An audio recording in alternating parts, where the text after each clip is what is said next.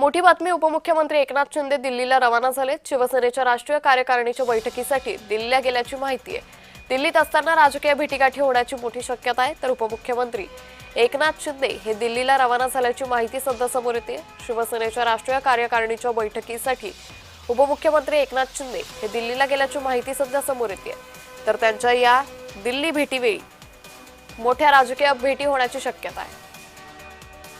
या संदर्भात अधिक माहिती घेऊयात आमचे प्रतिनिधी कुणाल भोईटे यांच्याकडून। कुणाल, उपमुख्यमंत्री एकनाथ शिंदे दिल्लीला रवाना झाले, काय अधिक अपडेट? अंकिता, एकंदरीत पाहायचं झालं तर उपमुख्यमंत्री आज सकाळीच दिल्लीसाठी रवाना झाल्याची माहिती जी आहे ती मिळालेली आहे।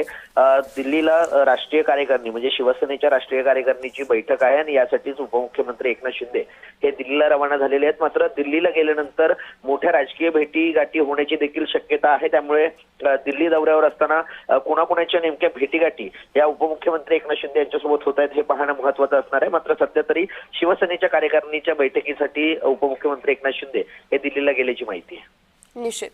कुणाल, धन्यवाद आपण दिलेल्या सविस्तर माहितीसाठी।